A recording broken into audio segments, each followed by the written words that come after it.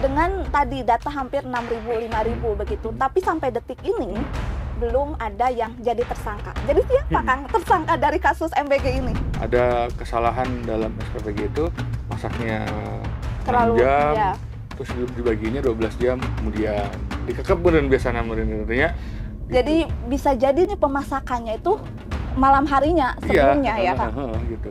Jadi pas dibagikan bisa jadi itu mungkin sudah terkontaminasi mungkin ya Kang. Kalaupun ternyata masyarakat ingin, ayolah ganti aja ke, namanya juga aspirasi, boleh-boleh saja mungkin gitu ya. Kalau bicara idealnya kan kalau ada yang punya kantin di sekolah, udah aja mungkin kasihin ke kantin sekolah gitu kan. Tapi tapi itu juga rasa-rasanya tidak akan segini ya, semudah apa yang dibicarakan. Karena bagaimana enggak, itu kan harus masak tiap hari kan.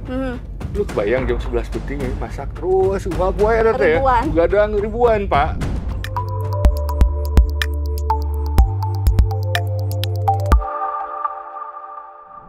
Halo Sampurasun Tribuners, jumpa lagi bersama saya Sartika Harun dalam program Carita Pakuan.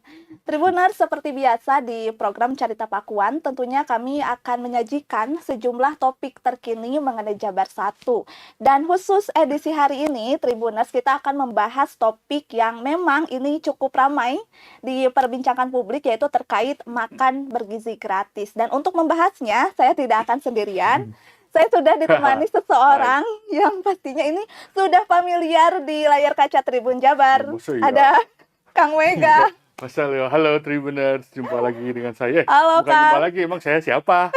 Gitu. Halo Tika, apa Ini kabar? pastinya sudah biasa ya berhadapan dengan kamera Kang? Biasa Biasa gitu. ya. Cuman Jadi kamu beruntung ketemu saya jam segini. oh gitu. Biasanya gimana Kang? Biasanya... Kabur ya jam segini? Kabur kan? Mam, skip Mam. Ayo Mam, kita ngomongin Carita Pakuan. Ada apa dengan Pak Gubernur hari ini, Tika? Pastinya Kang Mega update lah soal keracunan MBG gitu ya. Lagi ya, nggak habis-habis ya. Iya, Jawa Barat tertinggi Kang. 1.500 Iya. 6.000 ya? Data nasional itu data nasional ya? nasional. Di Jawa Barat 1.000 lebih, 1.300 lebih. Di Bandung Barat 1.500-an. Ya. Kalau barusan ada nonton update terbaru ya, Kang? Dengar pendapat Menteri Kesehatan dengan Komisi 9. Oke. Kang, dengan tadi data hampir 6.000, 5.000 begitu, tapi sampai detik ini belum ada yang jadi tersangka. Jadi siapa Kang tersangka dari kasus MBG ini? Iya, itu kan tergantung polisi kan, polisi ngusut atau enggak. Bukan itu ya, jawabannya maksudnya tergantung dari hasil temuan polisi. Cuman memang sejauh ini yang gercep langsung menyelidik itu Polres Ciamis doang.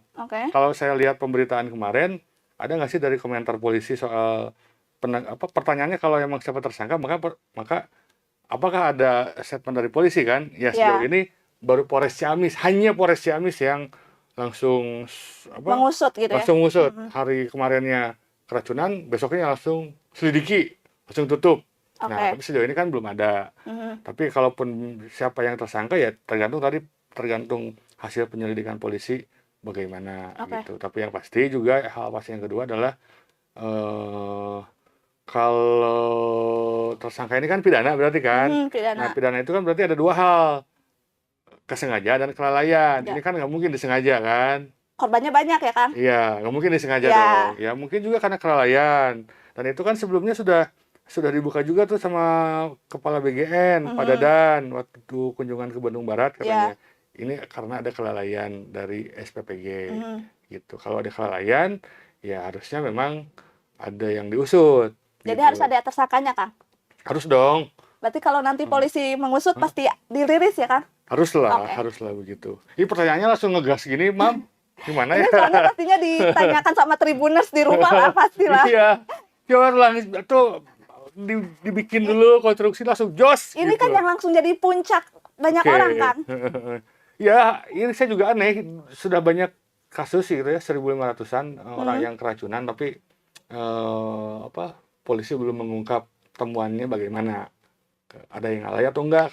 Kalau ada yang lalai, hukum pidana Indonesia mengatur ya siksa jelma nu lalai mengakibatkan seseorang luka berat, ada hukumannya gitu. Kita tahu, mungkin Tribuners bisa googling pasal 360 KUH pidana gitu ya. Barang siapa yang menyebabkan karena kelalaiannya mengakibatkan seseorang luka berat, tidak bisa beraktivitas, atau luka biasa gitu ya, menghentikan aktivitasnya, ada hukumannya paling berat 5 tahun, paling ringan 9 bulan, 7 bulan lah gitu. Jadi Ada hukuman. ada hukumannya. Cuman sejauh ini memang dari 1.500 itu belum satupun gitu dari polisi mengungkap apa yang terjadi di balik ini. Oke. Gitu.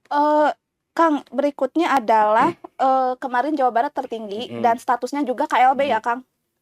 Tadi disinggung soal SPPG begitu, ya Kang. Apakah SPPG ini tidak ada pengawasan begitu dalam prosesnya sampai tadi ada 1.000 lebih, Kang, korban? Ya, MBG ini kan sebagai turunan dari saya tarik dulu ke atas gitu ya. MBG ini kan bagian dari programnya Pak Prabowo, ya kan. Terus diturunkan lagi dengan Perpres 83 2024 tentang pembentukan Badan Gizi Nasional oleh BGN, itu di breakdown lagi berupa program MBG. Seingat saya, sejauh bacaan saya begitu. Terus kemudian dari BGN ini lahirlah SPPG, ya kan. Di dalamnya kalau sejauh sepengetahuan bacaan saya itu SPPG itu ada, kalau ketika baca nanti baca lagi deh, ada sarjana penggerak apa gitu. Ada sarjana penggerak itu tugasnya mendampingi SPPG untuk untuk mengawasi praktek pelaksanaan program makan bergizi gratis. Berarti sebenarnya ada pengawasan harusnya gitu? Harusnya ada. Nanti saya baca lagi deh soal SPP itu kayaknya Tapi kenapa korbannya Kang bisa sampai ribuan di Jawa Barat gitu? Ya karena serentak. Dan itu hanya di Bandung Barat kan? Iya, Bandung Barat, Ciamis, Garut, Tasik, iya. Gitu kan. Ya kan karena ada makanan yang diberikan gitu. Jadi memang proses pemasakan ini tetap harus ada pengawasan ya, Kang? Ya, kan dalam dapur SPPG itu kan ada ahli gizi, ya kan? Ada ahli gizinya, terus ya kalau ada ada petugas-petugas yang memiliki spesifikasi khusus untuk mendampingi atau melaksanakan program makan bergizi gratis ini. Kan ada ahli gizi itu di SPPG itu. Gitu. Ya, itu jadi harus dilibatkan juga ya, Kang? Kan bukan dilibatkan, emang ada di sana. Kayak di Bandung Barat kemarin saya ada beritanya itu, ahli gizinya tuh ternyata ahli gizi yang masih mahasiswa. Emang berarti harus belum ada ada pengalaman profesional gitu ya, Kang? Ya, sejauh bacaan berita saya ya seperti itu. Jadi ini harusnya jadi catatan juga ya buat pemerintah pusat ya, khususnya yang ini yang diusung Prabowo ya, Kang? Ya, iya, gitu. Kan cara masak kan Pak Dadan juga Pak BGN kan bilang katanya ada kesalahan dalam SPPG itu, masaknya 6 jam, terus dibaginya 12 jam kemudian dikekep beneran biasanya merinirnya. Gitu. Jadi bisa jadi nih pemasakannya itu malam harinya sebelumnya ya, Kang? Gitu. Jadi pas dibagikan bisa jadi itu mungkin sudah terkontaminasi mungkin ya, Kang? Ya, itu terlalu bisa jadi. Bisa jadi gitu ya, Kang? Mungkin perlu ada ahli yang menjelaskan. Ya, oke. Tapi memang dari temuan-temuan teman-teman Tribun di lapangan itu ya begitu. Gitu kayak kemarin si Rahmat itu kan di lapangan ngewawancara SPPG yang di Bandung Barat tuh. Ya kan dia cerita si narasumbernya itu bahwa jam 11 malam mereka memasak, gitu kan, masak sekitar 3.500, terus kemudian dibagikan ke sekolahnya pagi-pagi gitu, jam 11 malam itu. Saya nggak tahu nih bagaimana berapa waktu yang diperlukan untuk memasak dari jam 11 malam, terus kemudian berapa sih space waktu yang makanan itu didiamkan, kita kan nggak tahu. Tapi yang pasti kalau cerita dari si Rahmat itu ya di Bandung Barat kemarin ya masaknya jam 11 malam gitu.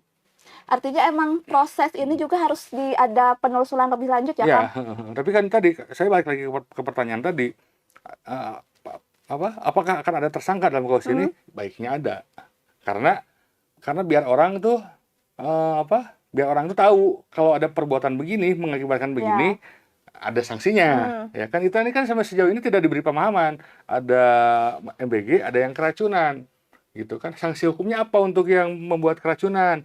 Kata Pak Dadan begini kan bilang ada kelalaian. Nah, dalam hukum pidana Indonesia kelalaian itu adalah perbuatan pidana gitu. Kalau perbuatan pidana karena kelalaian ada hukumannya. Tadi itu di pasal 360 gitu. Ada lagi di Undang-Undang Perlindungan Konsumen, ada lagi di Undang-Undang Pangan. Baik lagi bisa secara keperdataan, perbuatan melawan hukum gitu kan. Ada aspek-aspek sanksi harusnya yang bisa diterapkan kepada para pelaku-pelaku yang menyebabkan kelalaian berakibat pada munculnya kasus keracunan ini. Gitu. Oke, Kang, kemarin juga update-nya Deddy Mulyadi rapat koordinasi dengan Kepala BGN ya Kang, dan membentuk tim Satgas gitu. Tim Satgas yang dibentuk Deddy Mulyadi ini bisa menjamin nggak kasus ini tidak terulang? Yes, ya harapannya begitu. Harapannya begitu kan. Berarti beneran si Satgas ini harus nongkrongin SPPG masak gitu kan. Pasti kan di bagian di SPPG itu ada standar prosedurnya bagaimana. Memasaknya bagaimana, penyediaan bahan bakunya bagaimana, nyiapkeun sampai ke mistingnya kumaha. Kan ada standar prosedur beneran gitu. Nah, berarti si Satgas itu bertugas memastikan bahwa SPPG ini melaksanakan semua tahapan standar prosedur untuk distribusinya makanan bergizi gratis mulai dari penyediaan bahan baku, memasak hingga pendistribusian gitu. Karena benar Kang tadi tugas Satgas ya Kang sampai mencicipi gitu ya Kang. Nanti dalam eksekusinya Satgas bakal mencicipi gitu sampai tahap akhir gitu. Iya, dipastikan bakal begitu nanti Satgas yang dibentuk Deddy Mulyadi. Kalau memang tugas operasionalnya begitu ya berarti harus begitu. Karena kan guru nggak boleh tuh kata Deddy Mulyadi. Iya, gitu. Pasti bakal melalui proses tahap akhir mencicipi sebelum disajikan ke para pelajar, Kang. Ini juga kan sebenarnya ini kita bedah dulu secara aturan ya. Kan MBG ini program nasional tuh dari Prabowo dari pemerintah, kan. Nah, sejauh bacaan saya tuh Pemda itu memang bukannya nggak ada dilibatkan nggak sih untuk prosesnya itu juga perlu dibaca ulang gitu ya. Karena rasa-rasanya bisa nggak sih Pak Deddy ini tiba-tiba masukin Satgas gitu ya. Karena kan ini horizontal vertikal gitu loh. Kang Mega menyimpulkan program Prabowo ini terkesan buru-buru gitu atau gimana nih? Karena tadi Pemda tidak terlibat gitu. Kalau Pak Prabowo kalau saya baca di pidato Prabowo kemarin di mana ya Pak di Munas PKS gitu kan, dari sekian banyak MBG gitu kan yang masalahnya itu cuma 0,0017%. Berarti selebihnya mungkin sekitar 99% berhasil. Asumsinya kan begitu. Nah kan, berarti kalau begitu logikanya ada sekitar 0,0017% ini yang bermasalah. Bermasalahnya kenapa ya? Tadi standar prosedur. Ya kan di situ bermasalahnya. Ya kan kalau ternyata 99%-nya tuh berhasil berarti let's say begitulah katakanlah ya. SOP-nya ditepati. Gitu. Selebihnya cuma di Jawa Barat doang. Itu berarti yang lalai gitu. Sebutlah lalai lah ya. Gitu. Lalai terhadap apa? Lalai mungkin terhadap prosedur, SOP gitu. Tapi selain di Jawa Barat ada juga kan yang keracunan gitu. Iya, ada. Cuman saya katakanlah 0,0017% aja. Kalau kata Pak Prabowo kan, datanya begitu. Gitu kan. Nah, dengan mengatakan apakah buru-buru, ya mungkin Pak Prabowo menganggap ini berhasil karena bermasalah cuma 0,0017% gitu. Oke. Kan yang juga jadi kekhawatiran orang tua kemarin karena keracunan bukan hanya di Jawa Barat ya Kang. Akhirnya orang tua justru mendesak pemerintah termasuk Deddy Mulyadi untuk mengalihkan jatah MBG ini dalam bentuk uang. Ini akan terjadi Kang? Rasanya berat. Melihatnya gimana Kang?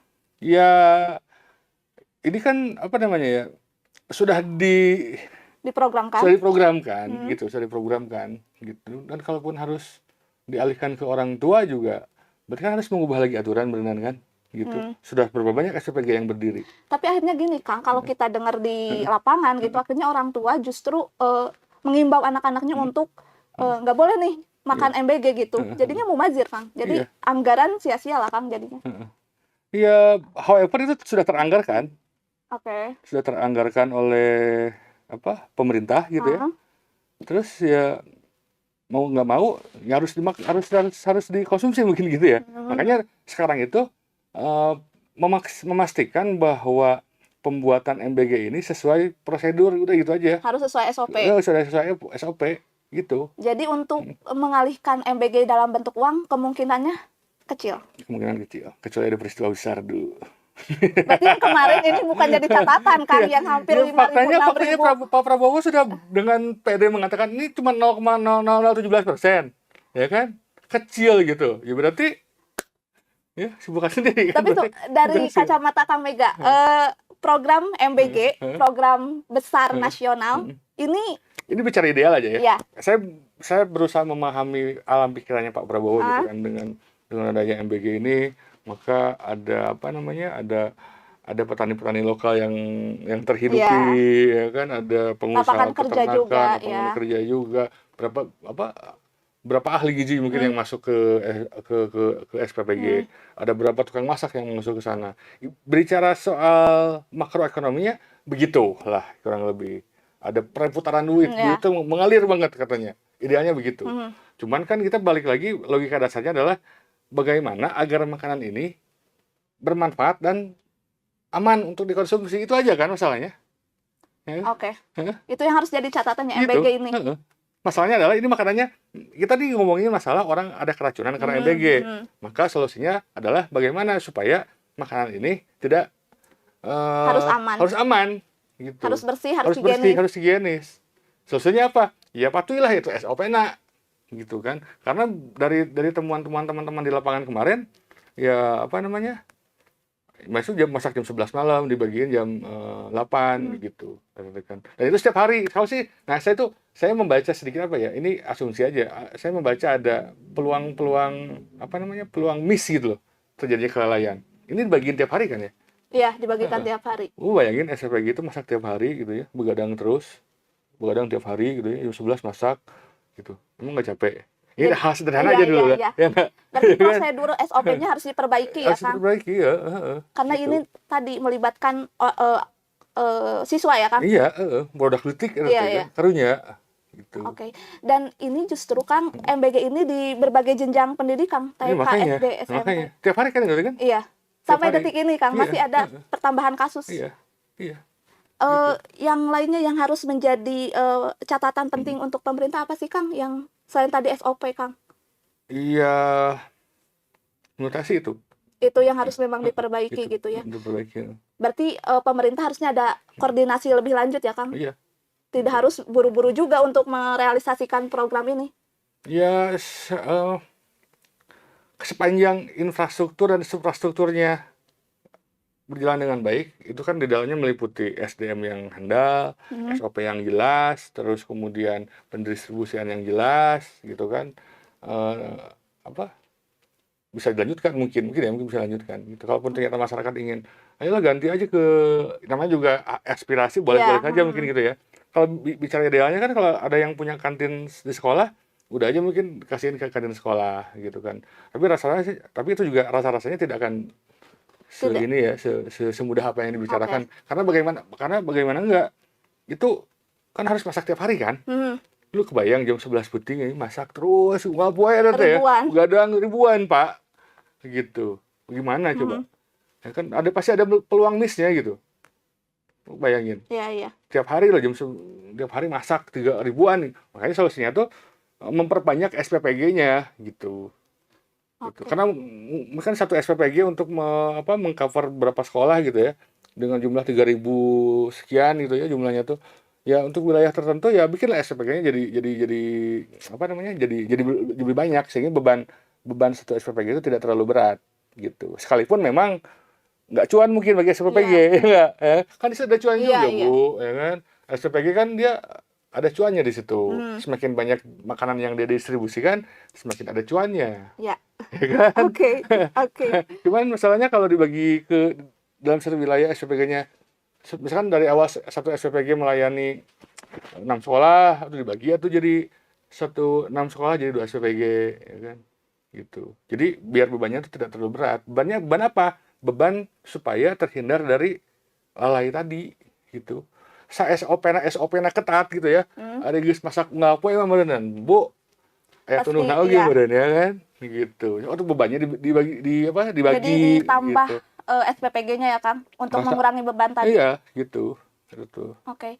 Kang, berikutnya juga yang jadi concern dari Deddy Mulyadi adalah MBG ini berpeluang adanya korupsi, Kang, gitu. Apalagi anggaran dari pemerintah cukup besar ya, hampir triliunan lah, 300 triliun lebih. Ya sepanjang korupsi itu kan terjadi sepanjang uang ada kucuran uang dari APBN atau APBD.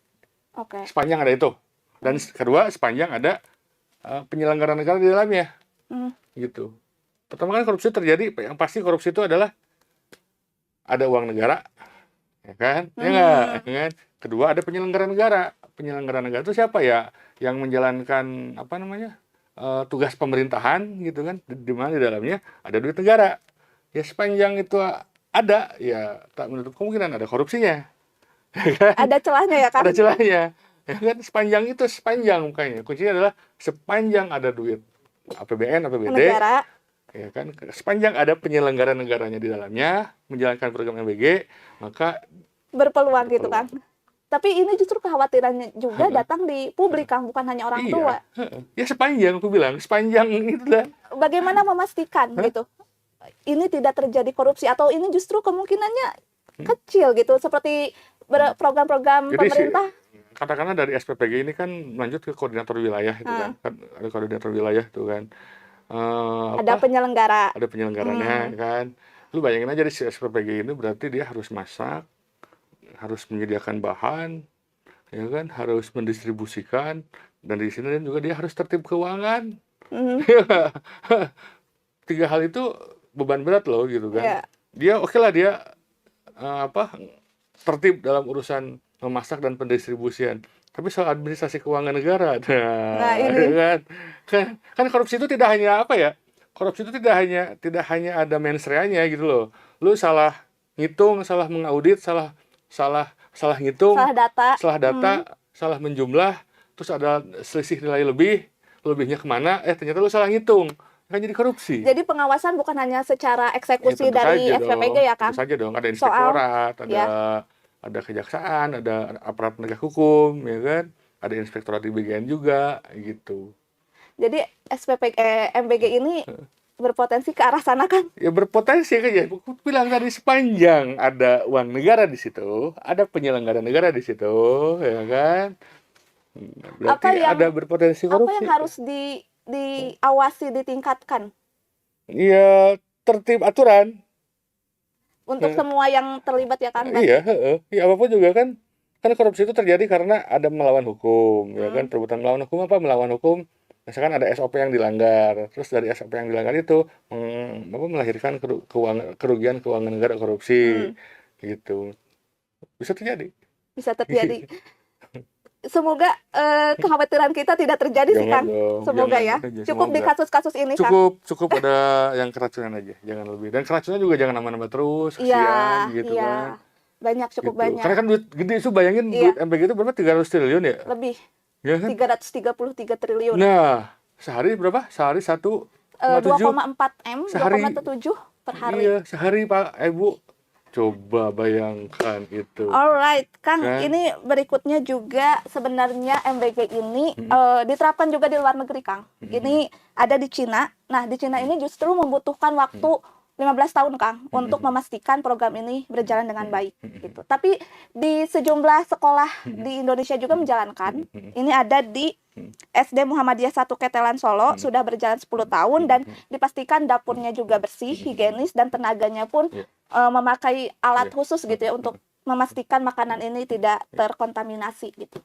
Dari 2 kasus ini, Kang, apa yang salah? Jujur, Kang, apa yang salah dari pemerintah atau apa yang belum siap dari pemerintah menjalankan program MBG ini? Cina saja 15 tahun, Kang, untuk mempersiapkan ini. Kalau ngelihat ini, saya sebenarnya itu berdasarkan dari teman-teman liputan gitu ya. Pertama, saya membaca ini tuh karena beban berat SPPG. Itu beban SPPG itu berat banget. Karena seluruh Indonesia ya, Kang? Enggak, jangan seluruh, ini satu wilayah aja, dia harus ke provinsi. Enggak, satu desa aja, satu desa aja ya. Dia harus memproduksi MBG 3.500 setiap hari, Bu. Gitu kan. Dengan segala keterbatasan, dengan segala waktu yang terbatas. Gitu kan. Gitu tuh. Terus kemudian kalau dibandingkan dengan SD Muhammadiyah, Ya karena bukan jumlahnya sedikit, cuma satu sekolah doang terpantau gitu loh. Ini sedangkan ya ini jangan soal se-Indonesia lah, satu wilayah aja, satu SPPG melayani beberapa sekolah kayak kemarin si Rahmat yang di Bandung Barat itu ngomong gitu kan. Dia 103.500 itu belum lagi pendistribusiannya. Ya kan? Makanya sih kalau menurut saya pribadi itu ini harus dipecah beban SPPG ini. Harus dipecah bebannya jadi untuk menghindari kelalaian tadi gitu. Karena beban SPPG itu dalam satu hari itu masih berat dia. 3.500 memasak, mendistribusikan, ini harus dipecah gitu. Biar bebannya tidak terlalu tinggi. Karena semakin beban tinggi, semakin ada miss terjadi. Karena kan begitu pastinya. Kamu capek gitu ya, capek pisan gitu ya. Pasti udah kemungkinan tunduh kemudian ya.